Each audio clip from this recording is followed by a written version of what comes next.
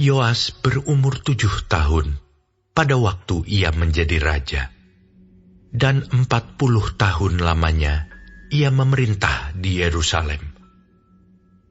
Nama ibunya ialah Zipia dari Bersyeba. Yoas melakukan apa yang benar di mata Tuhan selama hidup Imam Yoyada. Yoyada mengambil 2 orang istri bagi dia. Dari mereka ia mendapat anak laki-laki dan anak perempuan. Kemudian Yoas bermaksud untuk membaharui rumah Tuhan. Ia mengumpulkan para imam dan orang Lewi dan berkata kepada mereka, "Pergilah kamu ke kota-kota Yehuda dan kumpulkanlah uang dari seluruh orang Israel untuk memperbaiki rumah Allahmu setiap tahun. Lakukanlah hal itu dengan segera." Tetapi orang Lewi itu tidak melakukannya dengan segera. Lalu raja memanggil imam kepala Yoyada dan bertanya kepadanya, "Mengapa engkau tidak menuntut kepada orang-orang Lewi untuk membawa dari Yehuda dan dari Yerusalem pajak yang dikenakan Musa, hamba Allah itu, kepada jemaah Israel untuk kemah tempat hukum Allah? Sebab anak-anak Atalia, perempuan fasik itu, telah membongkar rumah Allah, bahkan memakai barang-barang kudus rumah Tuhan untuk para Baal." Sesudah itu, raja memerintahkan supaya dibuat sebuah peti dan ditempatkan di depan pintu gerbang rumah Tuhan. Lalu menyuruh mengumumkan di Yehuda dan di Yerusalem bahwa orang harus membawa bagi Tuhan pajak yang dikenakan Musa, hamba Allah itu, kepada orang Israel di padang gurun. Maka bersukacitalah semua pemimpin dan seluruh rakyat. Mereka datang membawa pajaknya dan memasukkannya ke dalam peti itu sampai penuh. Setiap kali peti itu dibawa masuk untuk diperiksa oleh orang-orang Lewi atas nama raja, dan apabila mereka melihat bahwa sudah banyak uang di dalamnya, maka datanglah panitera raja dan kuasa usaha imam kepala mengeluarkan isi peti itu. Kemudian mereka mengangkat peti itu, lalu menaruhnya pula di tempatnya. Demikianlah mereka lakukan setiap kali, dan banyaklah uang yang dikumpulkan. Raja dan Yoyada menyerahkan uang itu kepada mereka yang memanduri pekerjaan pada rumah Tuhan. Mereka ini mengupah tukang-tukang pahat dan tukang-tukang kayu untuk membaharui rumah Tuhan. Juga tukang-tukang besi dan tembaga untuk memperbaiki rumah Tuhan. Setelah itu, mulailah tukang-tukang itu bekerja.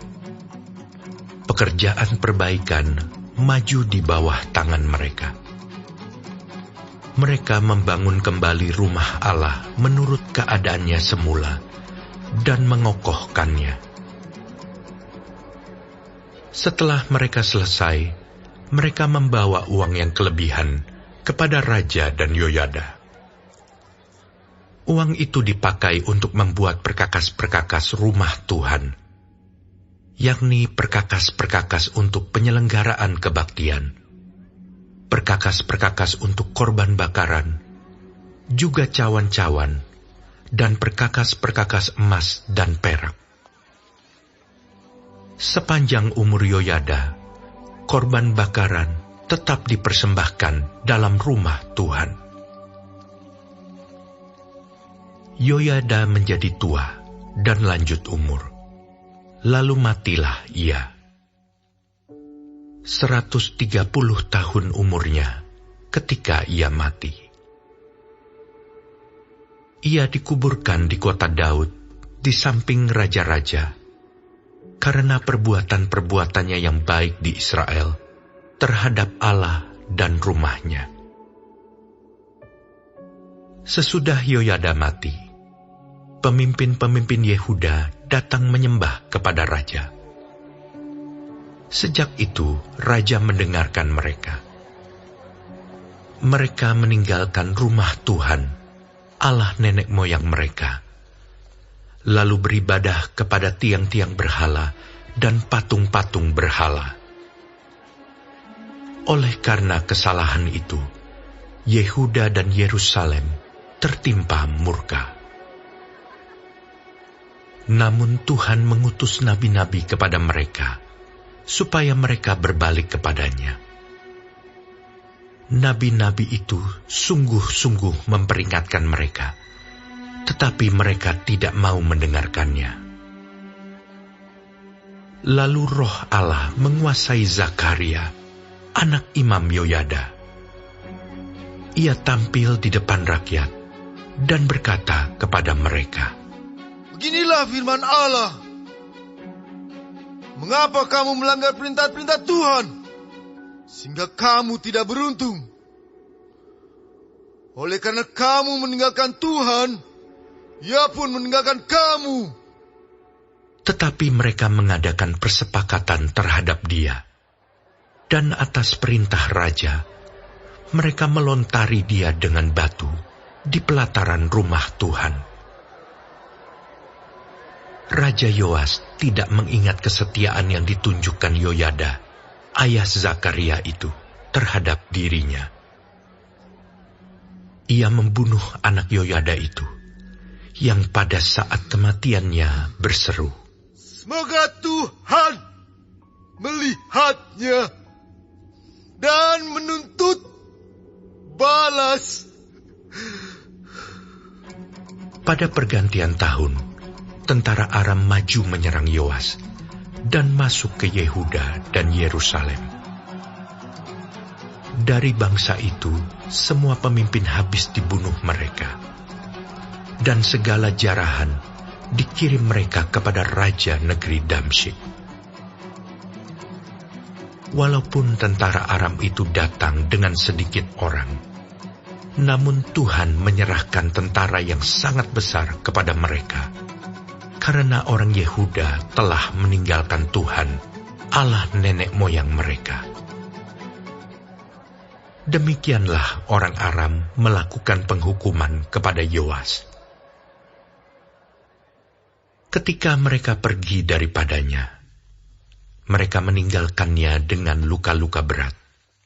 Pegawai-pegawainya mengadakan persepakatan terhadap dia karena darah anak Imam Yoyada itu, lalu membunuhnya di atas tempat tidurnya. Ia mati dan dikuburkan di kota Daud, tetapi tidak di pekuburan raja-raja. Mereka yang mengadakan persepakatan terhadap dia ialah Zabat, anak Simeat perempuan Amon, dan Yozabat, anak Simrit perempuan Moab. Tentang anak-anaknya dan ucapan-ucapan ilahi yang banyak terhadap dia, serta tentang perbaikan rumah Allah, semua itu tertulis dalam tafsiran kitab Raja-Raja. Maka Amazia anaknya menjadi raja menggantikan dia.